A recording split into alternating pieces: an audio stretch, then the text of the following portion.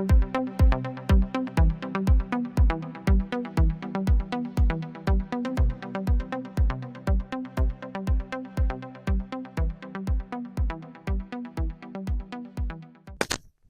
morning, everybody. This is Lorraine. And Jennifer.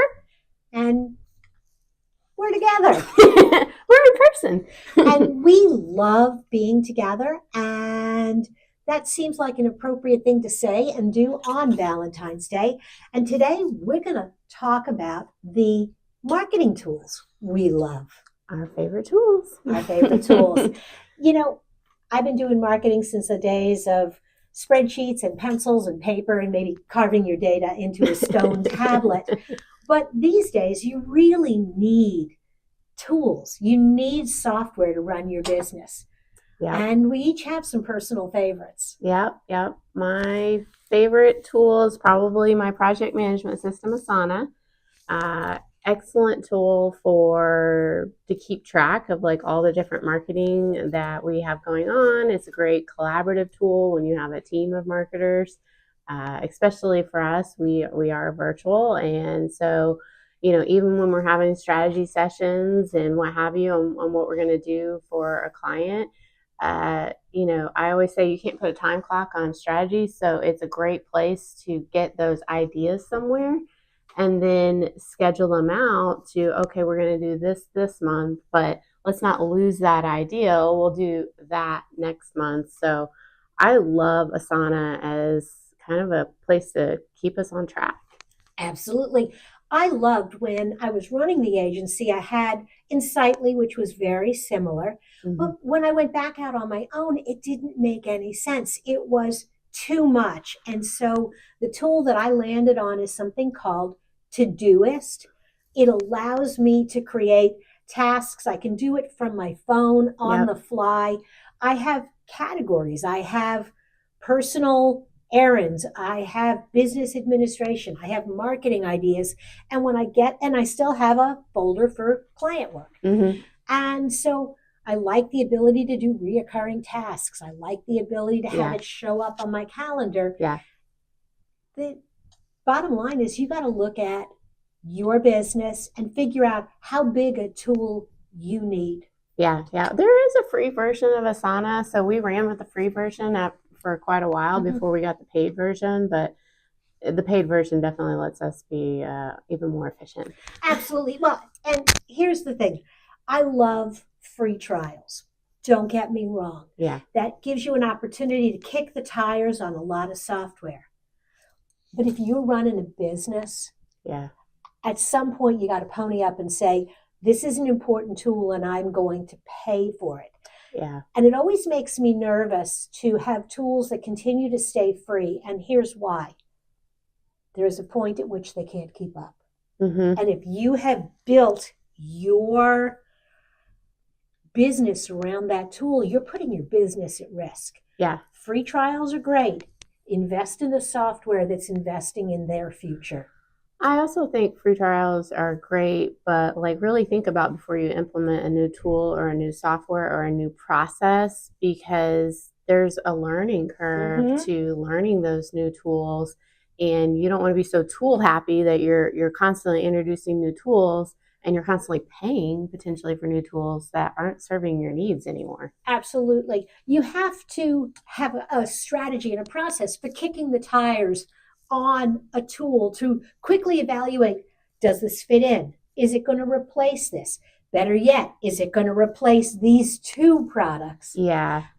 You're seeing a lot of that, a lot of softwares that are kind of combining where maybe they went to market with one particular thing that they could do, but then now all of a sudden they can do all these other things too. And you have to take the time to be like, you know what? I don't need to pay for that one anymore. This one does all of it. Absolutely. And so project management, we have a couple that we love. When it comes to once I manage my projects, one of the things I have to do is get my social media posted. And I have a little task that says post on social media for the next 2 weeks. Yeah. And I'm not running around from platform to platform. My go-to is Publer. Yeah. It is easy to use. It's affordable. What I really love about it is that I have access to all the platforms. Everything from your basic X, LinkedIn, Yeah. Facebook, Instagram, to some of the new platforms, TikTok, Mastodon, Yeah. YouTube. And they keep updating when new ones come out, like Blue Sky. Yeah, How many people are on Blue Sky? Yeah, I'm there. And then, yeah, I'm everywhere. But I don't want to be everywhere every day. And this platform allows me to do that.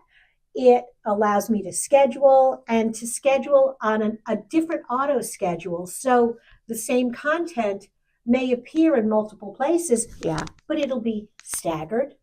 Yeah, which is important because a lot of people open up multiple platforms and they don't want to see the same content they saw on this place over here. So I like that feature to be able to see things differently. We use Metricool. I like it because it has, the ability to see your ads and how they're performing. It also has website in there. I like the ability to reschedule content. So, you might be thinking once you put out a post, it's completely can't use it again. And not everybody's seeing your post. So being able to take a post that you did, 3 months ago and reposting it, as long as it's still relevant and it's evergreen type content, you should repurpose your social media posts. Absolutely. And I have some clients that I work with that have very seasonal businesses. Well, you know what? Everything I posted last March is relevant. And I can go in on the calendar and see what did last March look like and pick the content I want to reuse. Yeah. And that's really valid. Maybe I want to change the text a little bit. I can do that. Yeah. But that video is still perfect. It makes it nice too when you use a scheduler, because then you can see all the analytics for all the platforms all in one place, and see which one's working and which one's not working. And maybe your audience is not on Instagram, so maybe you need to stop doing Instagram. You got to have those data points. Absolutely. And again, kick the tires, figure out what works for you, but also decide before you start kicking the tires, what do you really want? What's important to you? One of the things with the zero-click environment, you don't want to put links in your content. I really like the Publer feature that allows me to go in and be the first comment. And I can schedule that first comment a minute, an hour, a day later. Yeah. I think it's really important too, like with AI and how much it's advanced, to, take a look at all these softwares that are coming out that are making these promises that they can do this and that with AI. And really a lot of the tools you're probably already using have upgraded and have the same features built in. So do you really need another tool? Sometimes, and very often not, because that was something you alluded to a minute ago, is the onboarding, learning a new software. Every now and then I see a product and I'm like, oh, that's really cool. Yeah. And that's going to be easier to use than what I'm using. But I have all of this history, and you know what? That history saves me time. So speaking of saving you time, I think we should wrap here. Yeah.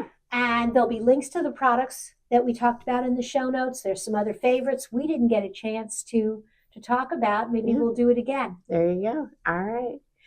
Well, listen, guys, it's Valentine's Day. So when you're done here, go buy some chocolate for someone you love. All right. Take care. Bye now. Bye now.